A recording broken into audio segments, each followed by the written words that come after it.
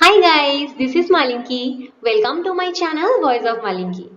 Today I will discuss about types of immunity. And if you are new in my channel, please subscribe my channel, and if you like my video, please do like, comment and share my video. So immunity is of two types, innate and adaptive. Innate immunity. So in Latin, the innate means inborn. Innate means inborn. So that is, we born in the world with this type of immunity. That's why innate immunity is also called natural or native immunity. So it can recognize a wide variety of pathogens.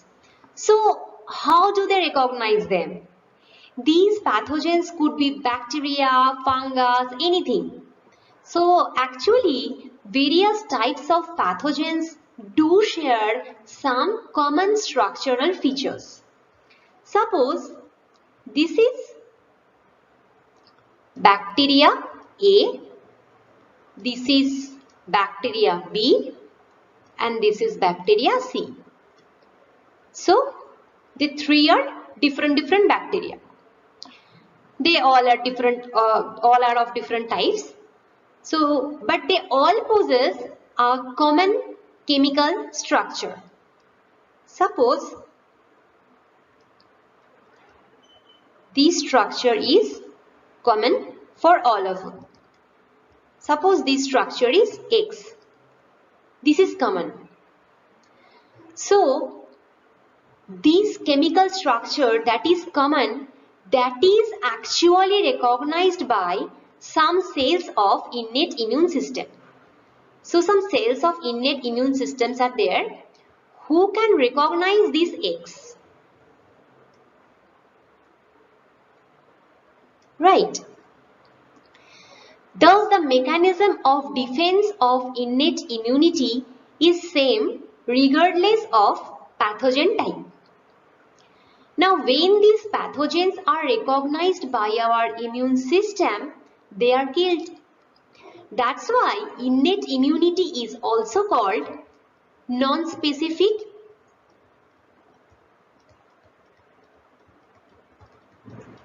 immune response, because the response is non-specific toward a particular type of pathogen.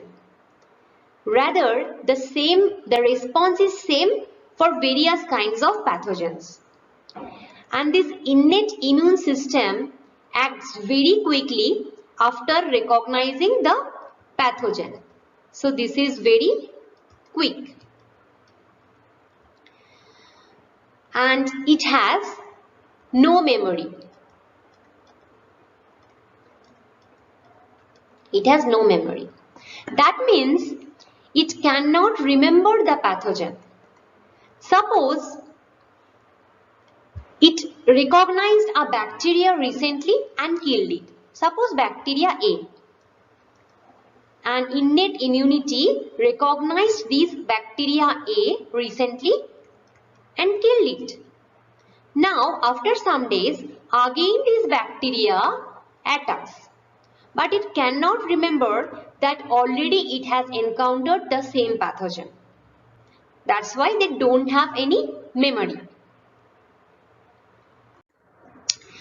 So it provides first and second line of defense. First line of defense provides physical and chemical barriers to the invading pathogens. Now here you need to understand how pathogens enter our body. So pathogens enter our body through either our skin or mucous membrane.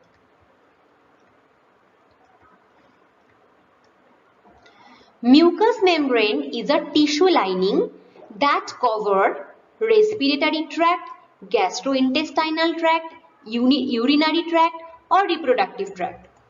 So these are the paths of the entry of pathogen, these two, skin and mucous membrane. Now first line of defense actually prevents the entry of pathogen. So our body first tries to not to welcome any pathogen from outside. So it tries block entry of pathogen. So skin is the first physical barrier that prevents the entry of some pathogen. Skin. An innate immune system also secretes some chemicals that are antimicrobial in action. So, antimicrobial chemicals are also secreted by innate immune system. So they prevent the entry of pathogen. So in first line of defense, the entry of pathogen is restricted. Now second line of defense. Suppose first line of defense fails. That is, the bacteria somehow enters our body. Then second line of defense comes to act. Second line of defense actually destroys the pathogen which have already entered our body. So compounds of second line of defense are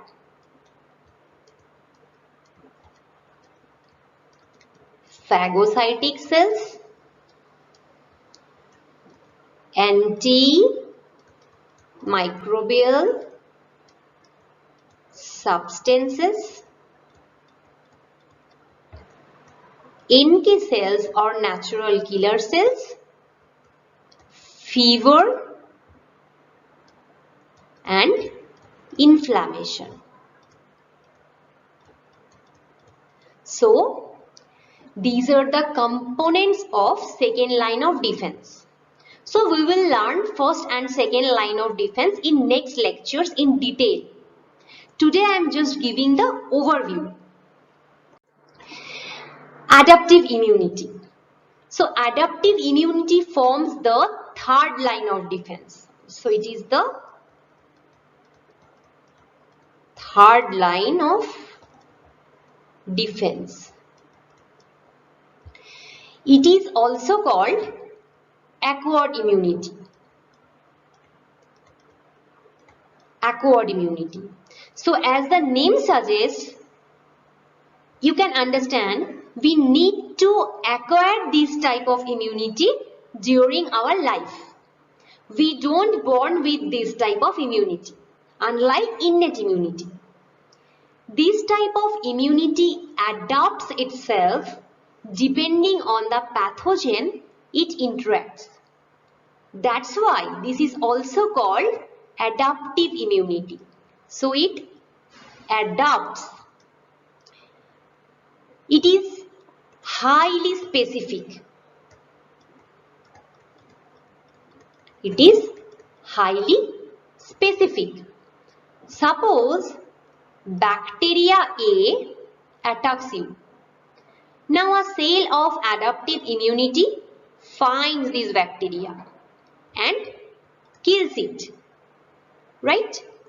Now bacteria B has also attacked. But this cell cannot recognize bacteria B. But in case of innate immunity, we found a non-specific immunity. A single cell can recognize various kinds of pathogen in innate immunity. And here, immunological memory is present. Immunological memory is present. That means it can remember the pathogen. Suppose it recognized a bacteria A that recently attacked, so it recognizes it and kills it. Now, after some days, again this bacteria A attacks. Again this bacteria A attacks. This time our adaptive immunity can remember that already it has encountered the same pathogen. And when it remembers and recognizes the same pathogen, it acts so efficiently that destroys the pathogen rapidly than the first time. So very much efficient. This is called immunologic memory. It takes time to act. Takes time. It takes time to act. Unlike innate immunity, that was faster.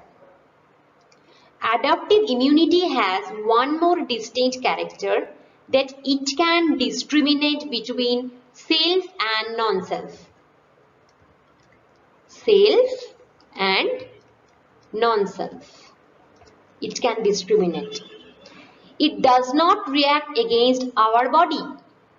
You can say it remains non-responsive to our body. This is called tolerance. This is called tolerance. So, it only destroys non-self or foreign molecules. And main components of adaptive immunity are B cells or B lymphocytes, T cells or T lymphocytes, and APC or antigen presenting cells. We will discuss about them later in this series in detail. So stay with me for the next exciting lecture. Bye bye.